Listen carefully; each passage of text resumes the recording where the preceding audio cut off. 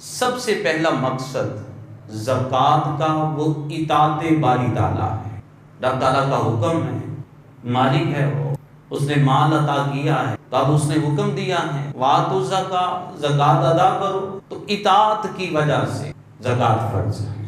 دوسرا مقصد ہے اس کا کہ جتنی بھی محبتیں ہیں تمام محبتوں کو رب کی محبت پر قربان کر دو۔ اب دیکھیں بندے کو اولاد سے محبت ہے، والدین سے محبت ہے، بھائی بہنوں سے محبت ہے، دوست احباب سے محبت ہے۔ اگر دیکھا جائے تو سب چیزوں سے زیادہ محبت بندے کو مال کے ساتھ ہو۔ مال کی وجہ سے ہی تو فتنے اٹھتے ہیں نا، لوگ یتیموں کا مال کھا جاتے ہیں، کس لیے؟ مال کی محبت کی وجہ۔ تو اب چونکہ ساری محبتیں جتنی بھی ہیں ان سے اوپر محبت یہ مال کی محبت ہے، اور اللہ تعالیٰ نے زکوٰۃ کو اس لیے فرض کیا ہے کہ جو محبت تمہارے دل میں غالب ہے اس محبت کو رب کی محبت پہ قربان کر دو۔ قرآن پاک کے چوتھے سپارے کے آغاز میں فرمایا لن تنالوا البر حتی تنفقوا مما تحبون، تم ہرگز بھلائی کو نہیں پا سکتے یہاں تک کہ تم اس چیز کو خرچ کرو جو تمہیں زیادہ محبوب ہے، جو تمہیں زیادہ پسندیدہ ہے۔ تو مال تو ہر بندے کو اچھا لگتا ہے، ہر بندے کو پسند ہے، یہ ہونا چاہیے۔ اب رب نے دیا ہے تو چلو پھر زکوٰۃ بھی ادا کرو، رب کے نام پہ اسے قربان کرو۔ پھر تیسرا مقصد زکوٰۃ کا دل کی تطہیر ہے۔ زکوٰۃ دینے سے بندے کا دل پاکیزہ ہو جاتا ہے، دل بندے کا ستھرا ہو جاتا ہے۔ قرآن مجید فرقان حمید میں ارشاد فرمایا خذ من اموالہم صدقۃ تطہرہم وتزکیہم بہا وصلی علیہم ان صلاۃ سکن لہم۔ اے حبیب آپ ان سے ان کے اموال کو لیجئے اور ان کے مالوں کو لے کر ان کے دلوں کو ستھرا کر دیجئے۔ خذ من اموالہم صدقہ، ان سے صدقہ لیجئے، تطہرہم وتزکیہم بہا، اور ان کے قلوب کو پاک کر دیجئے، وصلی علیہم۔ اے حبیب جو لوگ اپنے مال کی زکوٰۃ ادا کرتے ہیں آپ ہاتھ اٹھا کر ان کے لیے دعا کر دیجئے۔ ان صلاۃ سکن لہم، فرمایا حبیب آپ کا دعا کرنا ان کے قلب کے لیے باعث سکون ہوگا۔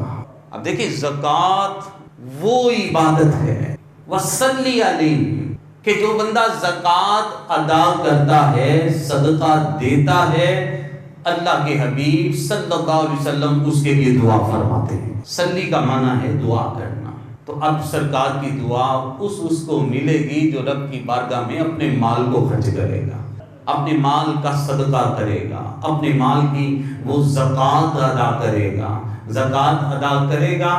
تو اب آپ بھی جانتے ہیں جو بندے زکوٰۃ دیتے ہیں نا تو اس کے بعد قلب کو سکون ملتا ہے، اطمینان ملتا ہے، اس لیے ملتا ہے فرمایا ان صلاۃ سکن لہم۔ حبیب جب آپ دعا کرتے ہو تو اللہ ان کے قلب کو سکون عطا فرما دیتا ہے۔ تو زکوٰۃ کا مقصد یہ ہے کہ بندے کے دل کی طہارت ہو اور اس کے قلب کے اندر ستھرائی آ جائے، پاکیزگی آ جائے، پاک ہو جائے۔ چوتھا مقصد زکوٰۃ ادا کرنے کا یہ ہے کہ زکوٰۃ ادا کرنے سے مال میں برکت ہوتی ہے، اضافہ ہوتا ہے، کیونکہ زکوٰۃ کا معنی ہی یہ ہے بڑھنے والی چیز۔ بظاہر تو بندہ کہتا ہو جی میرا مال کم ہو گیا، 2.5% نکالوں گا میرے مال میں کمی آئے گی، لیکن زکوٰۃ کا معنی یہ ہے کہ بڑھنے والی چیز، کہ جب بندہ زکوٰۃ ادا کرتا ہے اللہ اس کے مال کے اندر اضافہ کر دیتا ہے اور مال میں اس سے برکت ہوتی ہے۔ قرآن پاک میں ارشاد فرمایا یمحق اللہ الربا ویربی الصدقات، اللہ تعالیٰ سود کو مٹا دیتا ہے، ختم کر دیتا ہے، اور صدقات کو رب کریم پروان چڑھا دیتا ہے۔ صدقات کی پروان ہے، وہ اوپر چڑھتا جاتا ہے، اس میں اضافہ ہوتا چلا جاتا ہے، اس میں برکتیں آتی چلی جاتی ہیں، اور جو سود ہے، ربا ہے، فرمایا اسے اللہ ختم کر دیتا ہے اور یہ بندے کے پاس ختم ہو جاتا ہے۔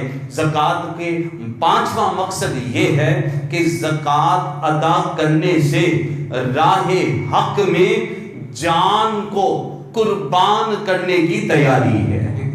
کس طرح کہ جان قربان کرنے کی تیاری ہے زکوٰۃ ادا کرنا، اس لیے کہ دو محبتیں ہیں بندے کی، ایک محبت ہے اس کی مال کے ساتھ اور دوسری محبت ہے بندے کی اپنی جان کے ساتھ، اور جان کے ساتھ جو محبت ہے وہ بندے کی مال سے زیادہ ہے۔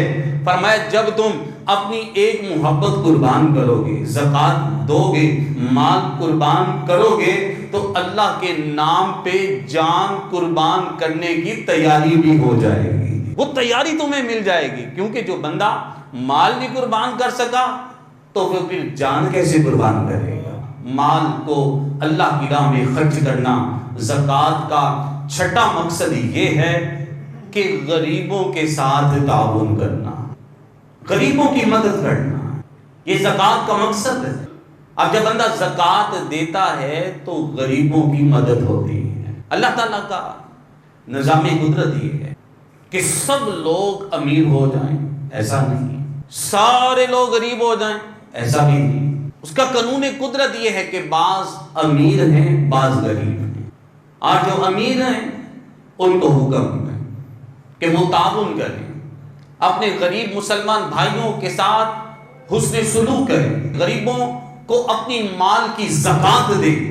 نبی پاک صلی اللہ تعالی علیہ وسلم ارشاد فرماتے ہیں واللہ فی عون العبد ما کان العبد فی عون اخیہ، فرمایا کہ جب تک بندہ اپنے بھائی کی مدد کرتا رہتا ہے اللہ تعالیٰ بھی اس کی مدد کرتا رہتا ہے۔ اب یہ زکوٰۃ اپنے غریب مسلمان بھائیوں کی مدد کرنا، اب وہ بیچارہ غریب ہے، اس کے پاس اسباب نہیں ہے، اہل و عیال اس کا کثیر ہے اور غربت کی چکی میں پیسا جا رہا ہے، تو مالدار کو حکم ہے کہ زکوٰۃ ادا کرے اور اس سے غریب مسلمانوں کی حاجت روا ہوگی۔